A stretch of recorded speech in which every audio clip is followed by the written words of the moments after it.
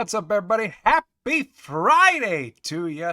At least a beautiful day where I am. Feels like summer has finally arrived. And it has arrived for the Green Bay Packers, actually. Now that minicamp is completely wrapped up and done, the players get to get on out of town. I don't know if you've seen the Packers socials at all today, but just earlier this afternoon, they put out a nice little video where they asked players in the locker room, like, what are you going to do for the next 6 weeks? And a bunch of them mentioned travel. Rashawn Gary talked about how he's getting together with the whole D-line because he wasn't able to do that last year while he was rehabbing. Kind of neat to hear their answers, so you may want to go check that out on the Packers socials. But today, here at Lombardi Time Brews, we're going to be covering 5-ish different topics that really seem to emerge over minicamp. And I said on Wednesday when I went live that I was thinking today I would cover some of the headlines that sure they've already been talked about, but I'd cover them a little bit more in detail. And over the last couple of days, we have had a couple of developments for some of them as well. So we're going to cover all of that. One announcement though, keep in mind next Wednesday for the next version of LTB Live, it's going to take place late at night. This week we did earlier in the morning and we had some different folks be able to join us. Next week, going to be later at night. I'll put out a formal announcement on Monday with the exact timing, but just so you can prepare, ready for LTB late. So join me there and we can chat Packers. So let's get to topic number 1 and how fitting it is because the first round pick for the Green Bay Packers, Jordan Morgan, he has signed. Yes, he has signed his rookie deal. That now means that the Packers' entire draft class is signed. Long gone are the days of rookie holdouts and all that kind of thing. Nope. Morgan, the first round pick, was the last one to sign, but now the entire class is signed. It is believed at this time, although details are still kind of emerging, that Morgan signed a 4-year, roughly $14.1 million deal. And then, of course, like all first round picks, that does have the option attached on for a 5th year as well, should the Packers elect to pick that up prior to his 4th year. Now, it should also be noted, Jordan Morgan had a very eventful week at the 2-day mini camp. He played a number of different positions, predominantly focused on left tackle, and right guard. I saw that there has been talk, I know Paul Brettel wrote an article directly about this, saying that the Packers starting line may very well be determined by Jordan Morgan, the first round pick. Matt LaFleur, for his worth in this, talked about how Morgan has a lot to work on in the mental aspect of the game, as basically every rookie does at this stage. But it should also be noted, too, that reporters who were actually present at the practices who were allowed in talked about how Morgan has had an up-and-down performance thus far, at times getting beat, especially by quicker edge rushers who were just able to outquick him at this point, which is a little surprising because one of Morgan's hallmarks really has been his agility, his speed on the edge, as we saw in college. So a little surprising, but it could just be a matter of too much on his mind, etc. As he's learning the playbook. We're going to get to a guy who that sounds like the case for, who also had a rougher performance. But unless Morgan is signed, my guess at this juncture, I still think the smartest play, what we may very well see, is Morgan settling in at right guard, at least for this year. To me, that gives the Packers the best opportunity for their best 5. So Jordan Morgan has been signed. Moving on to topic number 2, another Jordan. We're going to be talking about Jordan Love. And I got to tell you, the contract extension news seems to be kind of developing by the day. We've already talked about how both sides, both Jordan, Brian Gutekunst, when he appeared on Cheeseheads TV, they both have said that realistically they want to get this done before training camp. They both sound very optimistic that it will be done before training camp even begins. Now, Trevor Lawrence is signed. We're going to talk about that in a second. But I really wanted to show this video. This was put out by Triglass Productions. It was put out on Jordan Love's Instagram. I have a feeling that it wasn't supposed to be put out yet. See, because it got put out and it made the waves because it's a really cool video. And then it immediately got pulled. And so I gotta say, maybe they were supposed to put this out when the extension was done. Maybe just another indicator as though extension's really close. But still, really cool video. Check this out. He has a 35 passer rating, 6 for 26. Can't throw it down the field. It's everybody. Doesn't look like it's going in the right direction. extension, yes or no? Of course not. Can't be a good quarterback. Forget great if you're old as traits. Sit around behind the best quarterback of all time. Whoever the call is about Jordan Love is a moron.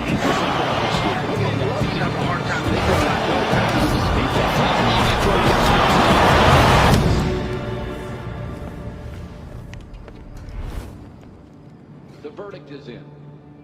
Jordan Love is a bust. My message to the whole team is continue to work.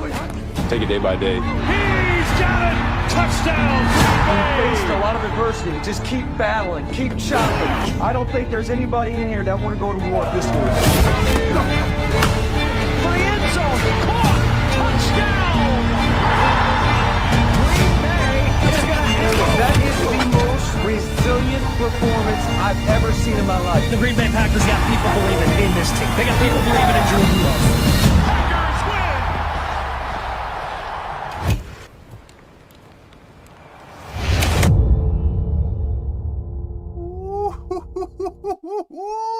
Yeah, that's QB1. Oh, such an awesome video. Now, like I said, like maybe not, who knows, but it feels like that's the kind of video you drop when it's been announced that you're, long-term starter somewhere and you've inked a huge deal and got put out there, then it got pulled right away. Nonetheless, I wanted to see, I hope I don't get copyright claim, but like I love that video. That was sweet. Let's start the season right now. So to dive into the details here about what's pertinent, about what's developed in this area in the last couple of days, really the biggest news is probably Trevor Lawrence signing his contract extension with the Jacksonville Jaguars. Now, the exact details, again, just like Jordan Morgan's contract, still a little shaky at this point, but Trevor Lawrence, we know, did sign a 5-year, $275 million contract. In terms of annual average value, that puts him tied with Joe Burrow at $55 million a year for tops in the NFL. Now, with Lawrence's contract specifically, $200 million was guaranteed and $142 million at signing.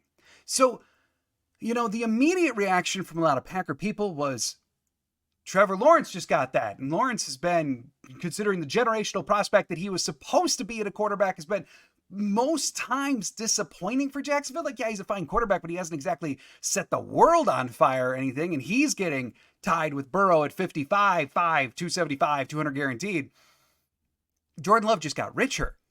And I mean, maybe like a little, but since Trevor Lawrence tied Joe Burrow at that benchmark, I don't know. I feel like the T-Law news didn't really affect the to-be Jordan Love contract all that much. The Packers and Jordan Love's people both knew that Trevor Lawrence's contract is probably going to come in about there. Same can be said when Tua actually gets his deal done with Miami. Probably could say the same thing. It's going to be in the ballpark. Dak with Dallas, totally different conversation, totally different leverage. And plus, because it tied Burrow, if Love was ever going to be the top paid in the NFL, at least per annual average value, then he was already going to have to top 55. Now there's just two dudes at 55 that he would have to top. My guess at this point is that we still see, I've been saying this for a while, that Jordan Love falls somewhere between 50 and 55. Now, maybe ratchet it up closer to the 55. I would be surprised, not shocked at all, if it winds up being just over 55. And I think if that does happen, then we see some concessions on the other end that the Packers aren't guaranteeing nearly 200 like they did with Lawrence, etc.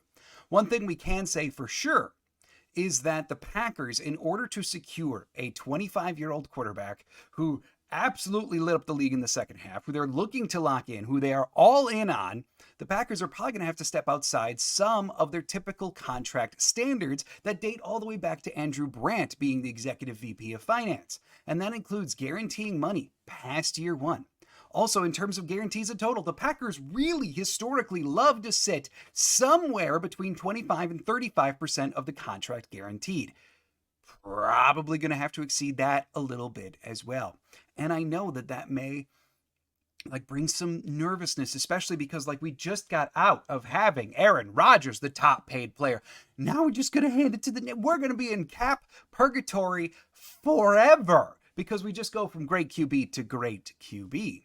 And Jordan Love only has what is, you're banking all this money on the second half of the season. Although I personally would say it's not that. It's the whole season that Jordan Love just played, plus how they know him for the years prior. But I understand what it appears. I would just say to that a couple things. One, when you do these deals, you're looking to get ahead, right? If they wait until Jordan Love has to be franchised next year, then the price is even higher. If they wait after that, then the price is even higher. These prices don't go down. There's not some market reset coming. The cap is exploding and is due to explode even more. So if quarterback percentages stay even close to where they are now, it's not too far off. Not too far at all that you're looking at like a $70 million quarterback. So if you can get Jordan Love locked in at 5 years, at 50, at 55, yes, it's a ton of money, but you're also kind of ensuring yourself, if Jordan Love plays the way that they believe he's possible, then you're kind of ensuring yourself a bargain in year 4 of the contract, in year 5 of the contract. Just like when Aaron Rodgers inked his second contract with Green Bay after he became the starter. All of a sudden, by the end of that contract, the Packers had one heck of a bargain in Aaron Rodgers. Same thing could be at play here with Jordan Love. So it's important to keep in mind all of that. The other thing that I would say is in the second half of the year, Jordan Love's peak, like that 9-game stretch, the back half of the year when he had 21 touchdowns versus 1 pick, that is MVP level football. And, to say it's a small sample size, it is. A half season is a small sample size. But looking over other quarterbacks and questioning whether they could reach that level of play for even a half season, it's a lot to ask. Jordan Love already did it. So they do have good grounds here to invest heavily. But I understand the hesitancy as well. It's logical. Nonetheless, it's going to happen because this is just what they get paid. So I think the Lawrence thing just didn't change anything that much. I did want to share this too. Ken Ingalls, the Packers cap guru over there on Twitter. That is horrible framing on camera, but nonetheless, here it is. He put out what is basically a hypothetical, not necessarily his guess, but a hypothetical just so we can work with it, 5-year contract extension for Jordan Love. And he put it at 5 years, $275.5 million. That just makes Jordan Love the highest paid player in the NFL at 55.1 and guaranteeing $127.7 million of it. That happens to be about 46% of the contract guaranteed. So, that again does make the Packers step outside of their normal parameters, but not so wildly outside that they're inking up $200 million like the Jaguars did with Trevor Lawrence or anything to that effect. But you also can see under this structure, if they were to make Jordan Love the highest paid player in the NFL, what that does to the cap. As Ingalls wrote it out here, $20 million year 1 this coming year, so give him a raise this year. And then 28, 43, 66, 70, and then back down to 60 for the last year of the contract. Again, this is just one option. And Ken Ingalls knows his stuff. This is a viable option if the money winds up being that high. One thing that I would say is, like I said earlier, I just don't know if Love gets to the actual top place. The other thing that I would say too is I wouldn't be shocked if the Packers tried to pull some of those numbers a little bit more forward into 2025. Maybe not delay so much of it till 2028, etc., because they've got the room to operate now, and there's some big contracts coming. So, I could see them pulling a little bit more that way. But for hypothetical purposes, you could pause it, take a look at all the numbers if that's your fancy. But yeah. Jordan Love, going to be inked up pretty soon. It's going to be expensive. So moving on to the next topic, we are talking about another guy who may get inked to a contract. That would be Kenny Clark, the 28-year-old, one of the defensive leaders of the Packers defense. Got a couple video clips here because it's kind of an interesting mix going on right now, an interesting narrative around a potential Kenny Clark extension. Now, he is 28. As Brian Gutekunst notes, you're going to see it in just a second. He's been remarkably reliable, healthy, hasn't missed a ton of time. I think the counter is that, do you really want to pay a defensive tackle? Green Bay doesn't pay third contracts very often, except really to quarterbacks. And has Kenny Clark ever really ascended to being a top 3 defensive tackle? Was he ever in the league of Aaron Donald? Because are you going to pay him like it then? So these are some valid questions here. For what it's worth, I did want to play this. This is Kenny Clark actually talking about the topic. Yeah, you get a little view of my Twitter profile here because this video is the totally wrong size to actually fit into the screen. So check this out. This is Kenny Clark being asked about a potential contract extension. Yeah, it's been talks, still ongoing. They're talking though, and that's the only thing I got on that. Is this where you want to be for the rest of your Oh yeah, 100%. I mean, I love it here. Love my teammates, love the organization. So hopefully everything work out. I mean, Yeah, it's been talks. Still Locker room was rowdy behind Kenny Clark on that one. But I mean, he says, want to be a Packer for life. Like, he's saying all the right things. We'll see how it develops. Right. And there is a world of possibility here. Keep in mind, they've got other young defensive tackles. Devontae Wyatt, Carl Brooks, TJ Slayton is an impending free agent as well. Don't forget about that. But like Kobe Wooden, they've got younger guys. There is a sliver of possibility, a potential multiverse where Kenny Clark walks after this season. Now, I would say to ink Kenny Clark to a new deal, you're probably looking somewhere in terms of, again, AAV. You're looking somewhere realistically between like 22.5 to 27.5. That feels a little rich, but like that's realistically the ballpark you're working in, because that seems to be the non-Aaron Donald, non-Chris Jones going rate for defensive tackles. It's some examples of players in that category would be like Deron Payne for Washington, Quinnen Williams for the Jets, Christian Wilkins, who just inked that big deal with the Raiders this offseason. He's on the upper end of that spectrum at 27. Derek Brown, the young defensive tackle for the Carolina Panthers. So I think that's realistically about where Kenny Clark falls into all of this. So you're probably looking somewhere in that $5 million range for a potential new valuation for Kenny Clark. His cap number this year is $27 million. Contract extension would drag that down because you're spreading the money more out. But nonetheless, I think in terms of just AAV, you're looking 22.5 to 27.5. Right now, on this last contract, Kenny Clark, for what it's worth, was at 17. Now, the other, obviously, big part of this, right, the other player, if you will, in this conversation happens to be Packers general manager Brian Gutekunst. And for what it's worth, Goot was on Cheesehead TV with Aaron Angler and Corey Behnke just earlier this week and asked a number of different topics. It was actually a really good interview. Gutekunst was really relaxed the whole time. It was really nice to see. And Egler and Behnke did do a good job of interviewing him. Here, I'm going to play one little clip for you where Brian Gutekunst is asked directly about Kenny Clark. And this conversation comes just after he was asked about Jordan Love getting a contract extension. So now we just go right onto the defensive side of the ball. What does Goot have to say? So I'm going to play this for you and then break it down. Don't do this to me. Switch to this one. There we go. Here it is. Stuff. And then on the defensive side of the ball, Kenny Clark is sitting there, reaching the final year of his contract. I know there were a number of interior defensive linemen signed to extensions over the course of the offseason already. And I think he was quoted in the locker room earlier today talking about how he would love to retire as a Packer. Obviously, it would be a third contract, which is something you guys have been pretty kind of reticent to do. I got two questions there. One, are you talking with Kenny's people? And two, does the way David Bakhtiari's kind of third contract played out, does that give you any pause, reticence? Does that scare you off a little bit? Yeah. As far as Kenny's concerned, we'd love to keep Kenny around. We'll kind of see how all that goes as we move forward here. But, it's crazy to think that he's only 28 years old with the amount of football he's played for us. I mean, he started so young. And so, as it relates to your second question with the third contract, I think that plays a little bit of a part for us. It's just the fact that he's a little bit younger than most third contract guys are. And then he's been very, very durable for us over that time. So I think that's something as we go forward here, we're gonna look to see if we can do.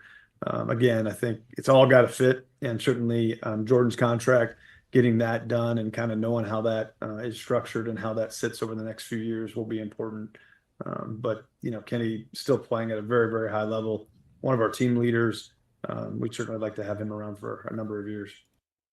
Yeah. So, I mean, ultimately, here's the nuggets there. He's basically just outright says the Jordan Love contract has to get done first. Yeah. And that makes all the sense in the world, because when you're facing a $55 million a year contract, you got to put that in the budget before you figure out what else you've got to spend down the line, right? So it makes all the sense in the world. So I very much understand that point of it. Now, I know that there's others who have really looked at that clip. I know like Andy Herman put out a comment on it saying that Goot doesn't seem very enthusiastic in that clip to really like lock in Kenny Clark. And I understand that because, when you comp it to when he was talking about Jordan Love, there was a lot of smiles. There's talking about like we found our quarterback, that kind of thing. And it was just very clear that Goot and Jordan Love are going to get this done, right? And here it's a lot more, we'd like to get this done. Yes, well, that is like semi-notable, but at the same time, I do believe, like we've seen this pattern with the Packers before. If the Packers don't want to retain a player, they just don't talk to said player. Even Randall Cobb said on an appearance this week that earlier on during his second stint with Green Bay, he asked his agent to just ask Green Bay, like, what are you looking for? And Green Bay didn't really pick the phone back up. Like, Green Bay was done with Cobb. We've seen that before, that when Green Bay, when the front office is done with you, they're done. And they're not going to engage in contract discussions. Kenny Clark, we know from both Kenny Clark's people, Kenny Clark himself, and Brian Gutekunst, that talks have occurred between the Packers and Kenny Clark, which tells me that there is interest. But the Packers are probably approaching this from the aspect of, we would love to have Kenny Clark. We cannot pay Kenny Clark $30 million a year. We want Kenny Clark closer to the bottom end of that realistic spectrum at like 22. That would be nice. And Kenny's saying, the market's going forward. Christian Wilkins just signed for 27. I want something like 27. So like, there's a lot of wriggle room there. And I'm not shocked because the Packers are obviously prioritizing the Jordan Love contract. The Kenny Clark details are a little bit foggier at this point. That maybe they're a little farther away in their contract conversations. But I think to say that Gutekunst doesn't want Kenny Clark back or is kind of faking it here, and I'm not saying anyone said that, I'm just, going farther down that narrative. But to say that like Goot doesn't want him back, to say that Goot's faking, that Goot is enthusiastic about. No, I wouldn't go that far. I think Goot's just being very realistic that one has a couple hurdles to go, and still Jordan Love is first. Got to get that one done first. So I thought that was a very enlightening little clip. Now, this is just an FYI, some info for you, because I feel like this gets lost a lot. We talk about Jordan Love a lot. We talk about Kenny Clark a lot. Well, here are dudes who are also entering the last year of their contract. Some, I don't want to say sneaky extension candidates, but guys to be aware of because their contracts are coming up too. And sometimes the Packers do surprise us with someone that we're not expecting to get an extension. All of a sudden gets an extension. So here's just a list of names. Eric Stokes, Josh Myers, Royce Newman, TJ Slayton, Corey Ballantyne, AJ Dillon, Eric Wilson, Greg Joseph, Andre Dillard, Isaiah McDuffie, Tyler Davis, Christian Welts, Robert Rochelle, Zane Anderson, Caleb Jones. Now, if you go look around at like Spot Track or Over the Cap, there's other guys listed, but most of those guys, if they're coming off their contract this year, they're going to be exclusive rights free agents or restricted free agents next year. These are guys who are truly entering into a UFA after this season if they make the team for some of them. So just an FYI for you there. Now, to wrap this up, the last thought about minicamp, because minicamp's now done. The Packers basically go into vacation mode until Monday, July 22nd, which is the first training camp practice. The Packers generally do a 3-day mandatory minicamp where they practice all 3 days, or they do 2 practices and then some kind of team bonding where they go shoot clay pigeons or something on day 3. Well, this year, they truly just practiced twice on the 11th and the 12th. But then yesterday on the 13th, rather than doing any team bonding or anything like that, LaFleur said, go, be gone. Go start your vacation. And part of the reason for that is because training camp this year starts a little earlier than it generally does. Generally, training camp starts like 24th, 26th of July, something like that. This year, with it being July 22nd, LaFleur wanted to not infringe upon their vacation time. So he said, get out. Thus the reason for a 2-day mandatory minicamp, if you've seen headlines about that at all. But there's some players that performed very, very well in their couple days, and some that played very poorly. And so I kind of want to highlight one of each just a little bit. And one that I want to talk about is Sean Clifford. Sean Clifford, backup quarterback last year, now engaged in a battle with 7th-round pick Michael Pratt to be the QB2 this year. So ultimately, end of the story here, Sean Clifford threw 4 interceptions. Yeah, 4. Too many at 11 and 11's a portion of camp. Zane Anderson apparently has his number, picked off 3 of them. Robert Rochelle picked off the other. Now, I'm going to play a clip from Sean Clifford here where he's talking about his rough performance. I just want to say, too, it's June. To say at this juncture that we know anything about like who for sure is going to start, who's going to be benched, we just don't know. Also to say whether a guy is cooked or whether a guy is radically ascending, again, we just don't know. They're not even playing with pads yet. We also don't know the full context of what were these players being asked to do. You know, it doesn't sound like it based upon the clip, but just as a hypothetical for you, what if Sean Clifford was told to force the ball into the middle of the field because the defense wanted to test that portion of the field? I don't think it happened in this case. I'm just saying we don't know sometimes when that stuff happens, and all we hear is numbers from camp. So just keep that in mind. It's way too early to prescribe like this player is doing incredibly, they're going to start now. This player stinks, they're going to get cut. These are much longer trends that need to occur than just a 2-day minicamp. So here is Sean Clifford giving his take on his 4 interception performance. I think that I didn't play my best football the last 2 days, which is frustrating because I felt like I was making a lot of progress the first 2 weeks. You know, just a little bit of overthinking. But I talked to Jordan. You know, I just talked to Matt as well, and it just comes down to reading with my feet. You know, I'm trying to make that next step. You know, the last week I just got into that overthinking mode. Slower to my reads. Not giving guys as much of a chance. I think all the way back to when I was at Penn State, you know, I got benched on national television, and I'm not afraid to say it because it's those times that you know you can overcome anything.